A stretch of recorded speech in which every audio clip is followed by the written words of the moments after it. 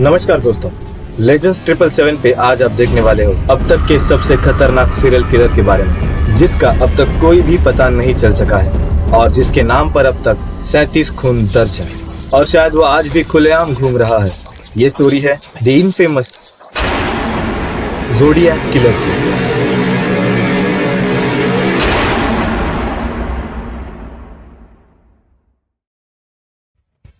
तकरीबन 1960 से लेकर 1970 के बीच में ज़ोडिएक किलर ने नॉर्दर्न कैलिफोर्निया में 5 खून किए थे और जिसने इन टोटल 37 खून करने का क्लेम किया था। 20 दिसंबर 1968 लेक हरमन रोड, वैलेहो, कैलिफोर्निया। 17 साल के डेविड फैराडे और 16 साल की बेटी लू जेनसन की गोली मारकर हत्या की गई थी, जब ये दोनों लेक हरमन रोड पर अपनी गाड़ी में बैठे हुए थे। पुलिस के यहाँ तक पहुँचने पर उन्हें बेटी जेनसन की बॉडी कार से 30 फीट दूर मिली, लेकिन डेविड अभी भी जिंदा था। हालांकि हॉस्पिटल में ले जाते समय उसकी भी मौत हो गई। इस वक्त तक किसी को ये भनक भी नहीं थी कि ये काम किसी सीरियल किलर का हो सकता है। ज़ोडिएक किलर ने दूसरा खून किया था 4 जुलाई 1969 में ब्लू रॉक स्प्रिंग पार्क के पास तकरीबन रात 12 बजे, जो जगह पहले खून के जगह से सिर्फ कुछ मिनट के दूरी पर ही थी। ज़ोडिएक किलर एक पार्किंग लॉट में खड़ी गाड़ी के पास फ्लैशलाइट लेके आया और 22 साल के डार्लिन फेरिन और 19 साल का माइकल मेजू को गोली मार दी। उन्हें पहली बार गोली मारकर गाड़ी से दूर जाते समय किलर वापस मुड़ा और उन्हें एक और बार गोली मारी। ये दोनों भी जिंदा स्थिति में ही मिले थे, लेकिन सिर्फ माइकल ही इस घटना से बच पाया। जिसके बाद माइकल ने पुलिस के बयान में ज़ोडिएक किलर का डिस्क्रिप्शन बताया कि गोली मारने वाला शख्स काफी जवान और तकरीबन 26 या 30 साल का इंसान होगा। अप्रोक्सीमेटली 90 या 95 किलो वजनी, 5 फुट 8 इंच, हल्के भूरे करली बाल और बड़ा चेहरा। इस वाकये के बाद 1 घंटे के अंदर पुलिस को एक फोन आता है। फोन पे बोलने वाला इंसान खुद को उनका खूनी बता रहा था और उसने ये भी कहा कि लेक हरमन रोड पे हुआ मर्डर भी उसने ही किया है। 1 अगस्त 1969 की सुबह newspaper San Francisco Chronicles, Vallejo Times Herald और सैन फ्रांसिस्को एग्जामिनर, इन तीनों को सिमिलर हैंडराइटिंग का लेटर आता है ऐसे शख्स से जो कि खुद को अब तक की घटनाओं का मर्डरर बता रहा था। पुलिस को इस लेटर्स पर विश्वास करना ही पड़ा, क्योंकि इसमें खून से जुड़े हुए कुछ ऐसे फैक्ट्स लिखे हुए थे कि जो सिर्फ पुलिस और मर्डरर को ही पता थे। इन तीनों लेटर्स पे एक सिंबल से मार्क किया हुआ था, एक सर्कल और उसमें क्रॉस, और यही सिंबल आगे जाके ज़ोडिएक किलर की पहचान बन गई। तीनों लेटर्स में 3 अलग अलग कोड्स भी थे। आपको अभी जो स्क्रीन पे दिख रहे हैं, ये वही लेटर्स के कोड्स हैं। ज़ोडिएक ने इन तीनों कोड्स को न्यूज़पेपर में प्रिंट करने के लिए कहा था, नहीं तो वो और भी खून करने वाला था, जिसकी वजह से गवर्नमेंट और पुलिस के अंदर डर पैदा हो गया। ज़ोडिएक ने ये कहा था कि उस कोड्स को डिकोड करने पर उन्हें उसकी आइडेंटिटी पता चल जाएगी। 4 अगस्त को एक और लेटर रिसीव हुआ, जिसकी सबसे पहली लाइन थी, dear editor, this is the Zodiac speaking.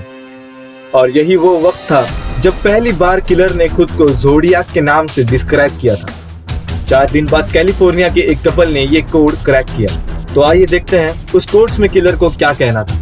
मुझे लोगों को मारना पसंद है क्योंकि ये काम बहुत ही मजेदार है। ये तो जंगल में जंगली प्राणियों को मारने से भी ज्यादा मजेदार है, क्योंकि इंसान ही सबसे खतरनाक प्राणी है जिसे मारना चाहिए। इसमें कुछ ऐसी बात है जो मुझे रोमांचित करती है।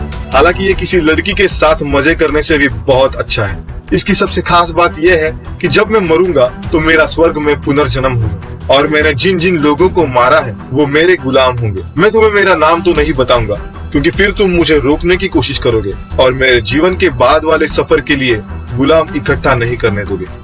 27 सितंबर 1969 नापा, कैलिफोर्निया में 22 साल की सिसिलिया शेफर्ड और 20 साल के ब्रायन हार्टनेल बेरिएसा तालाब के किनारे पिकनिक कर रहे थे। तभी सिसिलिया ने एक शख्स को पेड़ के पीछे छुपकर उसे घूरते हुए देखा। कुछ देर बाद वो शख्स पेड़ के पीछे से बाहर आया, जिसने जल्लाद का मुखौटा पहना हुआ था और उसके छाती पे ज़ोडिएक किलर का चिन्ह भी बना हुआ था। उसके पास एक गन और एक लंबी छुरी थी। उसने दोनों को अपने साथ लाई हुई रस्सी से बांधकर मल्टीपल टाइम्स चाकू से मारा। सिसिलिया तो हॉस्पिटल में ही मर गई, लेकिन चाकू से पीठ में 6 बार भुकने के बाद भी ब्रायन हार्टनेल जिंदा बचा रहा। ब्रायन ने किलर का वर्णन कुछ इस तरह से किया था, 5 फुट 8 इंच से लेके 6 फुट लंबा, 90 से 100 किलो वजन का, गहरी भूरी आंखें जो ब्रायन ने आई होल्स के थ्रू देखी थी, ब्रायन की कार के ऊपर एक मैसेज भी पाया गया जिस पर जोडियाक किलर का सिंबल भी बना हुआ था और पिछले 2 मर्डर की तारीख लिखी हुई थी और नीचे 27 सितंबर के आगे लिखा था बाय नाइफ।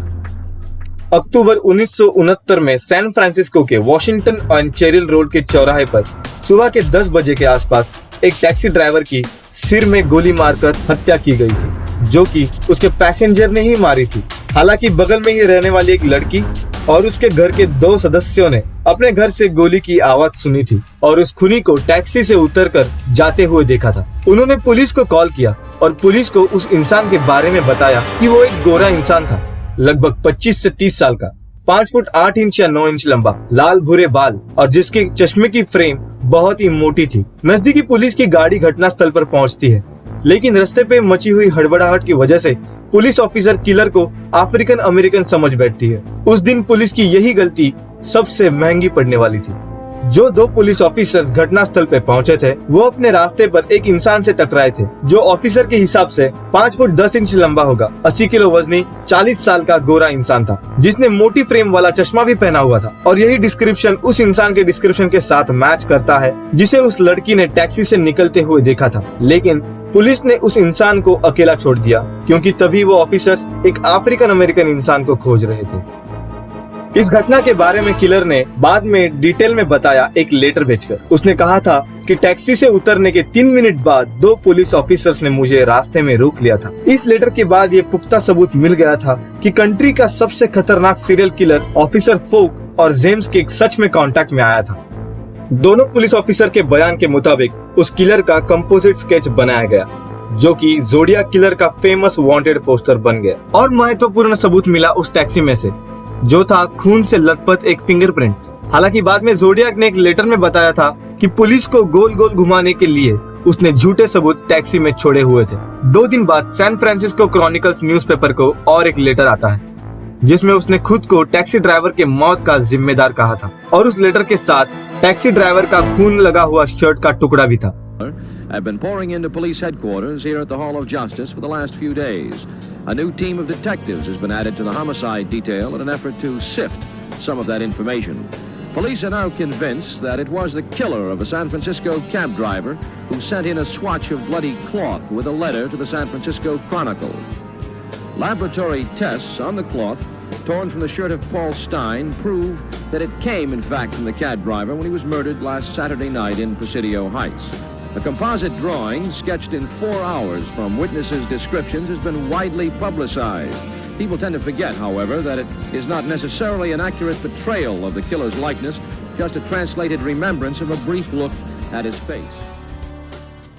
खौफनाक तरीके से सीरियल किलर ने उसमें एक और चीज कही थी, स्कूल में जाने वाले बच्चे एक अच्छा टारगेट हो सकता है। मैं सोच रहा हूँ किसी सुबह पूरी की पूरी स्कूल बस ही उड़ा दूं। बस अगले टायर पे एक गोली मारो और बाद में बस से बाहर फुदकते हुए आने वाले बच्चों पर। उसने बॉम्ब के डायग्राम्स भी पुलिस को भेजे थे जिन्हें वो स्कूल बसेस पे यूज करने की सोच रहा था, जिसके बाद जोडियाक टास्क फोर्स बनाई गई। 20 अप्रैल 1970 को सैन फ्रांसिस्को क्रॉनिकल्स को एक लेटर मिला। लेटर में एक साइफर इंक्लूडेड था जिसके आगे लिखा था माय नेम इज ब्लैंक।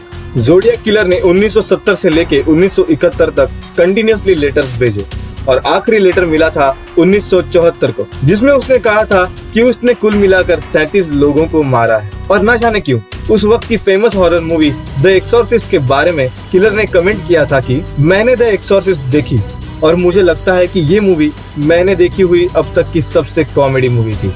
हम अब डायरेक्टली आते हैं 2002 में, जहां पर सैन फ्रांसिस्को पुलिस डिपार्टमेंट ने लेटर्स पर लगे स्टैम्प्स के थूक से किलर का पार्शियल जेनेटिक प्रोफाइल तैयार किया। ये सबूत इतना ठोस नहीं था कि उस शख्स को ढूंढ सके, लेकिन बहुत सारे सस्पेक्ट्स में से कुछ सस्पेक्ट्स को चुनने के लिए ये सबूत काफी था।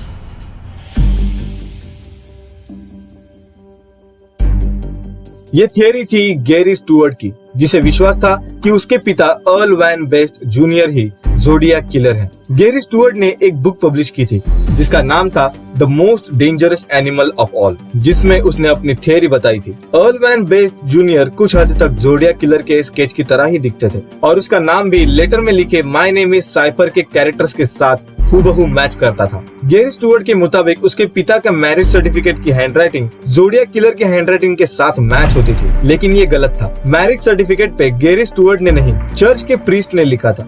हालांकि अर्ल वैन बेस्ट जूनियर सिर्फ टैक्सी ड्राइवर के किलर के वर्णन के साथ ही मैच करता था, लेकिन पहले के किसी घटनाओं के किलर के साथ नहीं।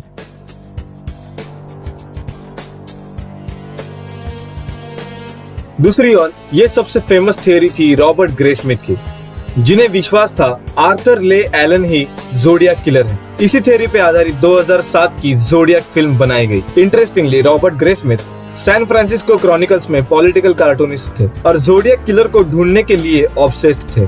1969 में जिस दिन लेक बेरिएसा के पास जोडियक किलर ने 2 खून किए थे, एलन ने उसकी फैमिली को उसी दिन कहा था कि वो बेरिएसा तालाब में स्कूबा डाइविंग करने के लिए जा रहा है, और एलन उसी दिन शाम को खून से लथपथ घर पहुंचता है और उसके कार में खून से भरा चाकू भी पाया गया। अगर आपको याद होगा तो सिसिलिया को भी उसी दिन तालाब के पास चाकू से भोंक कर मारा गया था। 2 साल बाद 1971 में एलन के दोस्त डॉन शेनी ने कहा था कि किलर ने पब्लिकली खुद को जोडियक किलर कहने से पहले ही एलन खुद को जोडियक करके बुलाता था। शेनी ने पुलिस को ये भी कहा था कि एलन की लोगों को गन और फ्लैशलाइट लेके मारने की इच्छा भी है। इसी इंफॉर्मेशन के बेस पर एलन का दूसरा इंटरव्यू लिया गया, जिसमें एलन ने सफाई देते हुए कहा कि उसकी सबसे पसंदीदा बुक थी द मोस्ट डेंजरस गेम, जिसमें एक आदमी के बारे में लिखा था जो इंसानों की शिकार करता है। एलन जोडियक कंपनी की रिस्ट वॉच भी पहनता था, जिसमें जोडियक किलर का सिंबल भी बना हुआ था।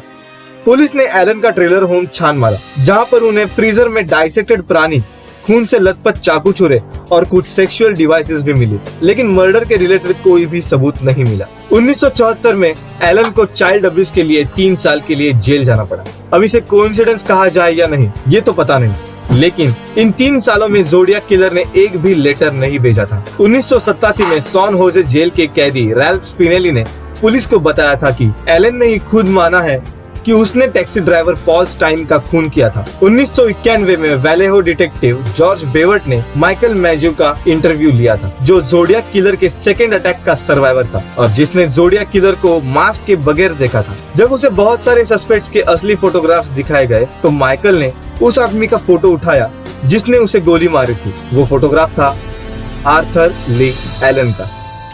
इसी इंफॉर्मेशन की बेस पर एलन का घर दोबारा चेक किया गया और इस वक्त पुलिस को एलन के घर से बॉम्ब बनाने के फॉर्मूलाज मिले, बनाए हुए कुछ बॉम्ब्स भी मिले और जोडियक किलर से रिलेटेड टेप्स भी मिले। इसके बारे में पूछने के बाद एलन ने कहा कि उसे इस बारे में कुछ भी पता नहीं, लेकिन इनसफिशिएंट सबूतों की वजह से एलन को सस्पेक्ट ही रखा गया।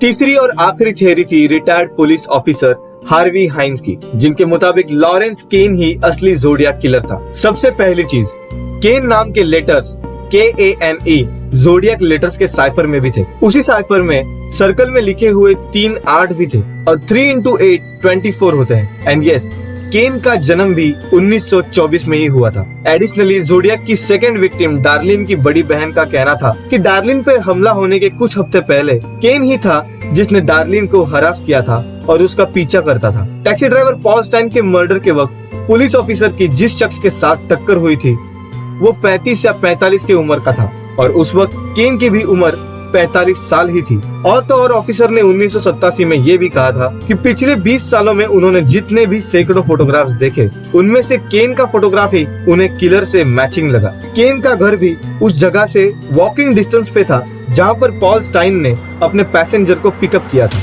1970 में केन साउथ लेक ताहो में शिफ्ट हुआ था और उसी साल पॉसिबल जोडियक विक्टिम डोना लास भी गायब हुई थी, जिसके बारे में हमने आपको अब तक नहीं बताया था। कोइंसिडेंटली डोना लास भी उसी होटल में काम करती थी जहां पर केन रह रहा था, लेकिन केन के विरोध में एक और सबूत हासिल हुआ जो मिला जोडियक किलर की एक और इंटरेक्शन से।